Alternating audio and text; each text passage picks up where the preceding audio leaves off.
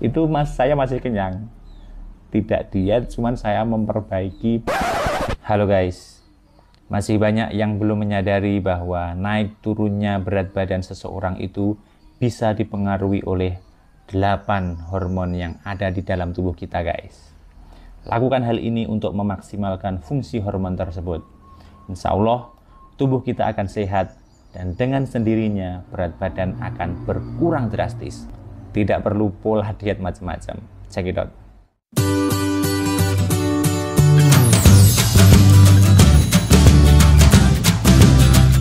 Oke guys, jadi sebelumnya saya akan bertanya dulu, apakah kalian pernah melihat YouTube-nya Dr. Zaidul Akbar tentang konsep bagaimana cara mengecilkan perut bagi seorang pria atau mengecilkan berat badan? Ini sangat logik sekali, bagus sekali, dan menurut saya sangat logikanya masuk sekali. Dan itu kalau diimplementasikan pasti kita akan turun berat badan kita secara drastis guys. Atau mungkin kalau itu terlalu ekstrim, kalian sudah pernah membaca atau melihat konsep menurunkan berat badan ala Aderai, atau mungkin juga Deddy Corbuzier.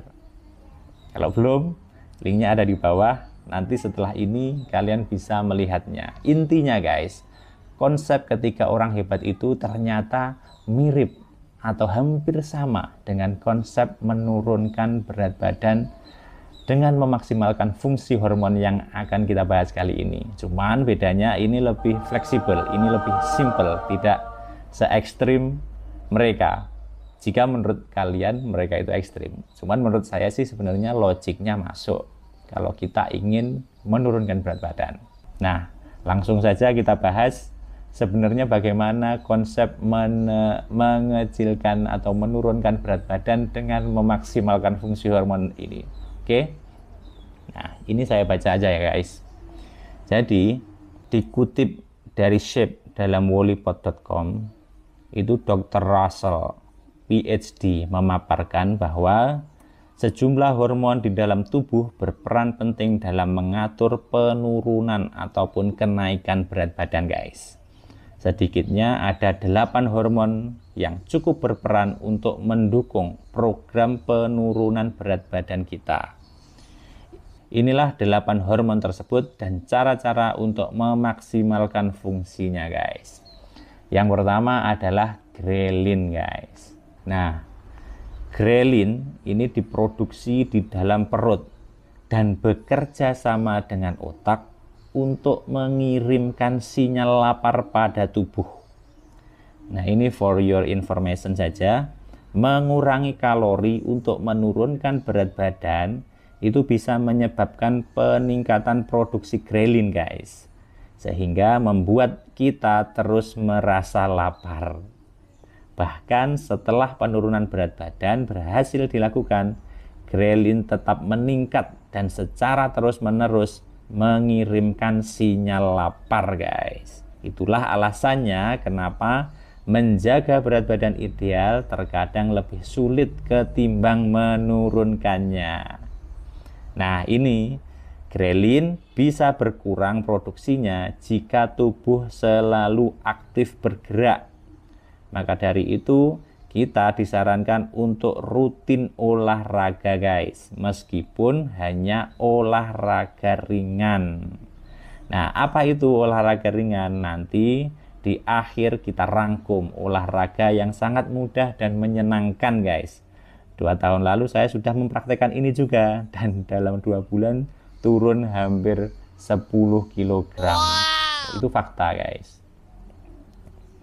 Kita catat yang pertama grelin dengan rutin olahraga, meskipun olahraga ringan, aktif bergerak. Nah, yang kedua adalah leptin guys. Leptin ini merupakan tipe hormon yang diproduksi secara eksklusif dari sel-sel lemak.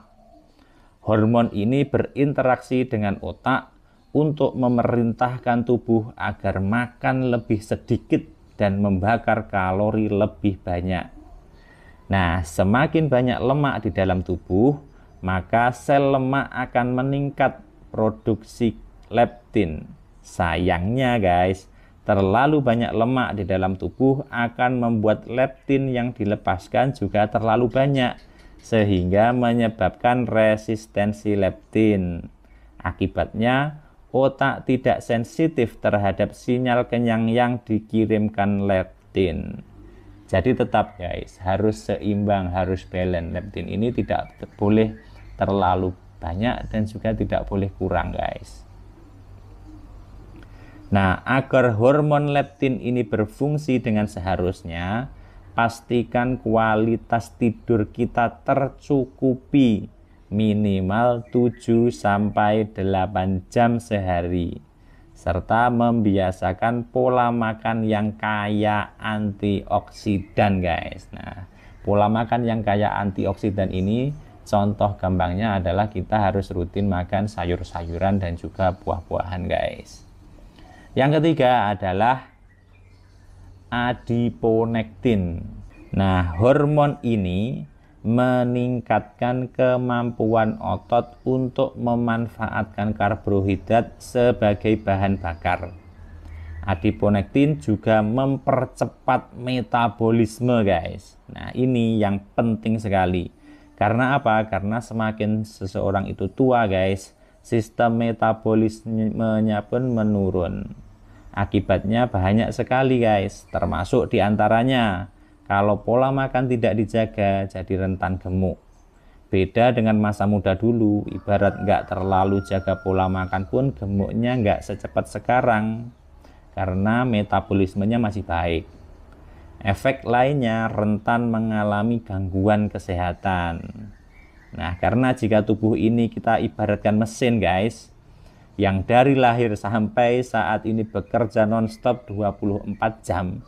Kalau kita tidak jaga, misalnya makan sembarangan, gorengan, minuman manis, es krim, boba, roti, permen, dan lain-lain nggak kita kontrol, itu sama halnya seperti kita ngasih bahan bakar mobil yang standarnya Pertamax, itu kita kasih Pertalite atau bahkan premium guys. Nah, bayangkan itu pasti mobil akhirnya ngelitik atau knocking.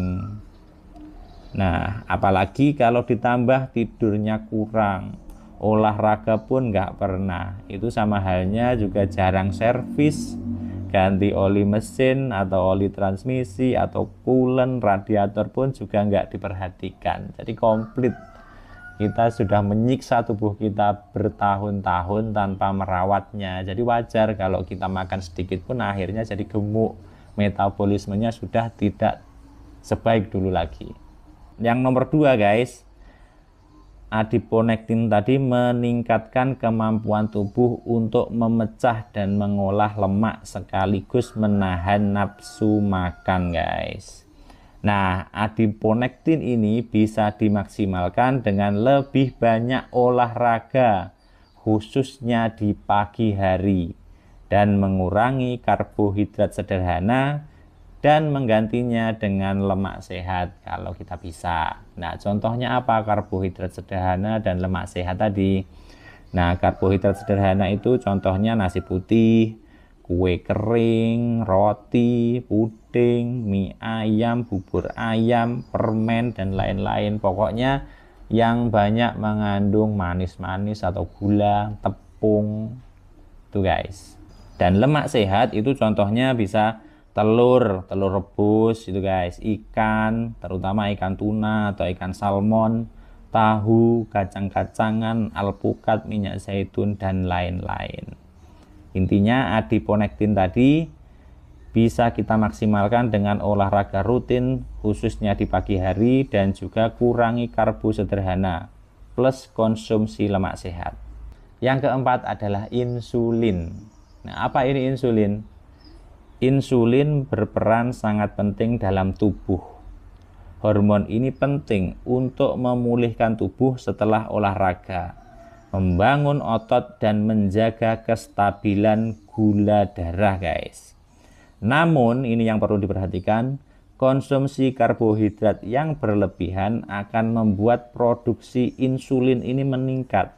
Jadi terlalu banyak memproduksi insulin itu menyebabkan tubuh justru menjadi resisten terhadap insulin, sehingga glukosa tidak dapat digunakan dan jadi menumpuk di dalam aliran darah. Inilah cikal bakal diabetes dan kegemukan, guys. Nah, itu tadi, ini sama dengan konsepnya Dr. Zaidul Akbar tadi, guys.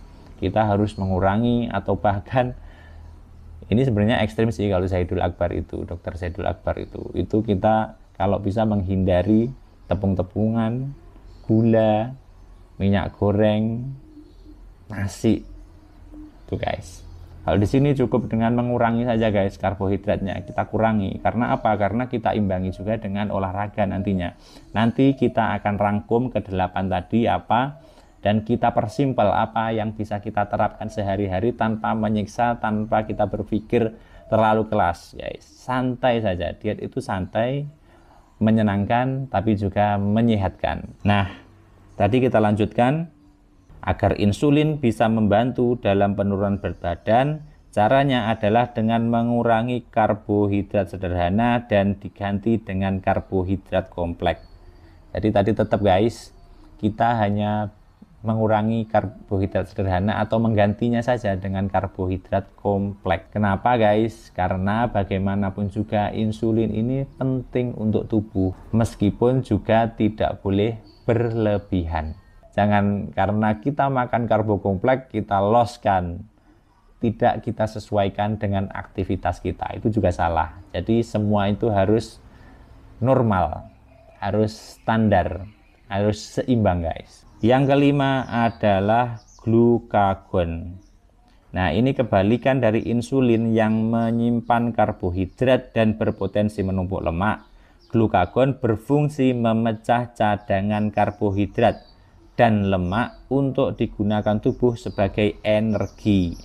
Makan makanan berprotein tinggi dan rendah karbohidrat sederhana bisa memaksimalkan pelepasan glukagon di dalam tubuh. Jadi tetap, guys, karbohidrat sederhana itu tetap harus kita kurangi, dan di sini harus kita makan makanan yang berprotein tinggi. Contohnya adalah telur, tahu, tempe, dada ayam, salmon, tuna, asparagus, edamame, alpukat, kacang-kacangan, dan lain-lain. Kalian bisa browsing selebihnya, guys. Intinya hampir sama. Terus yang keenam adalah CCK. CCK ini kependekan dari koleksistokinin. Hormon ini dilepaskan dari sel menuju usus ketika Anda mengkonsumsi protein atau lemak. CCK berkomunikasi dengan sistem saraf untuk memperlambat proses pencernaan makanan. Alhasil, guys, Anda jadi merasa kenyang lebih lama dan makan pun lebih sedikit. Nah, rekayasa-rekayasa seperti ini yang harusnya kita terapkan agar kita merasa kenyang dan makan lebih sedikit. Nah, bagaimana caranya untuk memaksimalkan hormon ini? Yaitu dengan cara memperbanyak makanan tinggi protein yang rendah lemak, serta mengkonsumsi lemak sehat, guys. Jadi makanan karbo sederhana tadi kita ganti dengan makanan yang berprotein tinggi dan rendah lemak, atau makanan-makanan lemak sehat. Gimana, enak-enak kan? Enak-enak, cuman di rumah ada atau tidak, nanti kita sesuaikan dengan yang ada di dalam rumah saja, guys. Kita tidak perlu ribet-ribet lagi mencari bahan-bahan ini. Nah, yang ketujuh adalah epinefrin. Nah, hormon ini memicu pembakaran lemak dan menyediakan energi untuk digunakan tubuh saat berolahraga. Epinefrin juga bisa membantu mengontrol nafsu makan. Nah, olahraga merupakan cara paling efektif untuk meningkatkan produksi epinefrin ini, guys. Jadi selayaknya pola hidup sehat, ya tetap harus olahraga. Cuma nanti juga kita kasih resepnya olahraga apa yang tidak mengganggu atau menyengsarakan kita tetap enjoy. Itu nanti di akhir kita rangkum juga, guys. Terakhir ada growth hormone nomor 8. Nah, growth hormone atau hormon pertumbuhan ini tidak hanya menjadikan kita awet muda, guys, awet muda, wow, tapi juga membantu menurunkan berat badan. Hormon pertumbuhan ini berinteraksi dengan sel lemak dan memerintahkannya untuk memecah diri, membakar lemak menjadi energi. Hormon ini bisa ditingkatkan dengan olahraga intens dan mencukupi kualitas tidur. Lagi-lagi guys, olahraga yang teratur dan plus mencukupi kualitas tidur. Ini yang sering kita abaikan guys. Kita jarang olahraga dan juga kualitas tidur kita itu sangat minim. Kita tidur sehari berapa jam? 3 jam, 4 jam, 5 jam. Padahal baiknya 7 sampai 8 jam. Kalau kita rutin melakukan ini, insya Allah itu juga sangat berpengaruh bagi tubuh kita guys. Tubuh kita akan sehat dan dengan sendirinya hormon-hormon tadi mereparasi untuk membentuk atau memperbaiki diri mereka sendiri untuk memaksimalkan fungsi hormon tersebut. Nah, sekarang kalau kita gabung ke 8 hormon tadi akan menjadi seperti ini guys. Ada 3 kategori aktivitas utama yang perlu kita lakukan agar tubuh kita sehat. Sekali lagi, bukan agar tubuh kita berat badan tubuh kita menurun ya guys, tapi pertama harus agar tubuh kita sehat. Kalau sudah sehat, itu pasti nanti berat badan secara otomatis akan ideal. Nah, ini ada 3 aktivitas utama yang harus kita lakukan. Yang pertama adalah olahraga. Nah, olahraga tadi itu dari hormon grelin, adiponektin, epinefrin, dan growth hormone. Itu harus olahraga teratur atau intens guys. Meskipun hanya aktivitas ringan, itu kita harus olahraga. Nah, yang kedua adalah tidur cukup. Tidur cukup tadi untuk memaksimalkan leptin dan juga growth hormone. Itu tidur cukup yang berkualitas 7 sampai 8 jam. Nah, yang paling banyak adalah ini guys, menjaga pola makan. Nah, ini pola makan tadi ada hormon leptin, adiponektin, insulin, glukagon, CCK. Nah, ini guys, kalau kalian perhatikan dari kelima hormon ini, 3 diantaranya itu harus mengurangi karbo sederhana. Ini anjuran ya guys, mengurangi atau bahkan kalau kita bisa itu meminimalisir atau menghilangkan karbo sederhana untuk kita konsumsi. Itu dampaknya sangat signifikan. Kalau yang lain itu sifatnya menyarankan untuk makan buah-buahan atau sayur-sayuran yang kaya antioksidan tadi seperti leptin, terus menggantinya dengan lemak sehat, menggantinya dengan karbo kompleks, menggantinya dengan protein tinggi. Nah, seperti itu. Lemak sehat, karbo kompleks, protein tinggi. Karbo sederhananya kita kurangi. Gampang banget kan? Nah, mungkin yang jadi pertanyaan di benak kita, olahraganya dan pola makannya seperti apa yang mudah. Ini guys yang jadi pertanyaan, agar kita melakukannya pun dengan enjoy. Syaratnya kita melakukannya dengan enjoy pasti kalau hal ini mudah untuk kita lakukan. Nah, pertama ke olahraga dulu sebelum ke pola makan yang enjoy sehat yang ada di rumah. Kita harus melakukan seperti apa? Yang pertama, olahraga intens. Nah, olahraga intens ini sebenarnya bisa kita lakukan cukup dengan jalan kaki guys. Jalan kaki sehari. Kalau bisa jalan kaki ini sehari 10.000 langkah. Nah, itu sebenarnya sesuai dengan anjuran hidup sehat atau program jalan kaki 1.000 langkah sehari. Karena apa guys? Karena latihan kardiovaskular seperti jalan kaki dapat menurunkan detak jantung saat istirahat, tekanan darah, kolesterol, dan menormalkan gula darah guys. Terlebih bila kita rutin berjalan kaki 10.000 langkah setiap hari, ini sama halnya sudah bisa membakar hingga 1.000 kalori di dalam tubuh guys. Itulah kenapa para ahli tak lagi ragu bahwa manfaat berjalan kaki bisa membantu menurunkan berat badan. Nah, ini for your information lagi, perkiraan 10.000 langkah tadi sama dengan 8 kilo guys, atau sama juga dengan jalan kaki intens 30-45 menit. Ini jalan kaki intens ya kan, bukan jalan kaki santai, jalan kaki intens yang benar-benar jalan kaki 30 menitan. Nah, yang kedua adalah mengatur pola makan. Nah, ini mungkin juga ada yang kesulitan ya. Mungkin kita itu kadang kan pengen enak, pengen serba enak. Kalau kita mengatur sedikit, mencoba mengatur sedikit, kita juga kadang males. Atau mungkin kalau kita tidak males, kita juga tidak punya di rumah. Di rumah makanan adanya ya itu saja. Bagaimana cara kita mengaturnya? Nah, ini tadi guys. Sebenarnya asal kita tahu konsepnya tadi guys, mengurangi karbohidrat sederhana. Pokoknya itu ya berarti di rumah ada makanan apapun, kita menyesuaikan saja. Kita coba kurangi nasinya. Kalau kita tidak bisa menghindari nasi putih, ya kita kurangi seminimal mungkin. Kita tambah yang ada. Misal yang ada itu sama bening atau sayur. Sayurnya kita tambah. Terus kita minta ke istri kalau bisa gorengan tidak masalah sih. Asalkan minimalisir tepung guys. Jadi kalau misal goreng tanpa tepung ya lebih baik goreng tanpa tepung. Cuman setelah itu jangan ngemil gorengan lagi.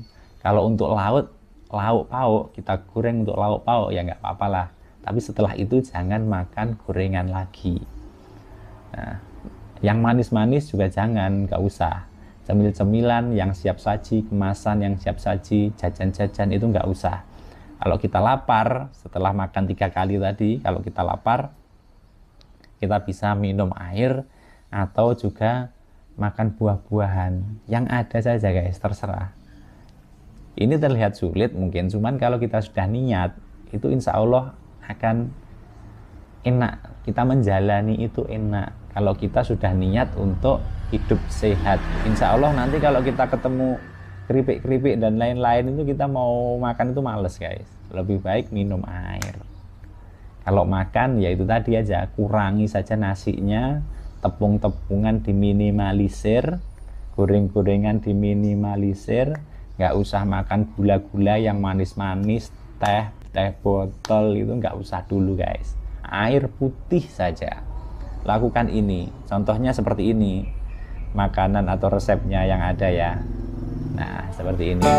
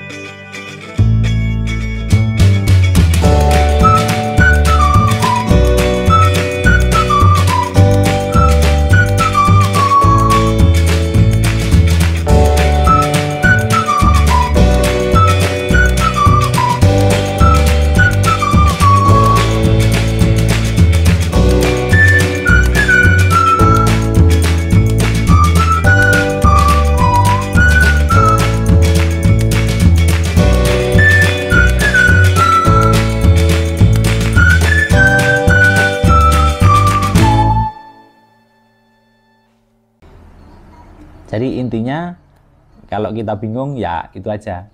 Di rumah adanya apa, Sekiranya itu mengandung karbohidrat sederhana, dikurangi. Sekiranya itu mengandung protein, lemak sehat, itu tambah guys. Tambah porsinya. Itu. Plus yang nomor 3 adalah tidur cukup. Kualitas tidurnya harus nomor 1. Tidur cukup 7-8 jam sehari. Itu yang sulit. Ya paling tidak 6 jam sehari lah. 6-7. Itu guys. Insya Allah dengan begitu kita akan sehat. Pola hidup kita akan sehat. Dan dengan sendirinya berat badan kita akan turun. Saya biasanya kalau sudah menyentuh 80 itu selalu mempraktekkan atau menerapkan itu guys. Dan alhamdulillah ya sekarang turun juga. Kemarin sempat menyentuh 80 sebelum puasa. Sekarang sudah 76. Ya nggak menargetkan, cuman makan tidur secukupnya, makannya diatur, itu dengan sendirinya akan menurun. Nah, itu yang perlu kita cermati, yang kita perlu perhatikan. Semoga informasi ini bermanfaat. Assalamualaikum guys, selamat mencoba. Nanti saya akan membuat video, saya juga setelah puasa ini akan mempraktekkan yang lebih intens lagi. Sekarang berat badan saya adalah 76. Kita lihat nanti apakah sampai 70. See you.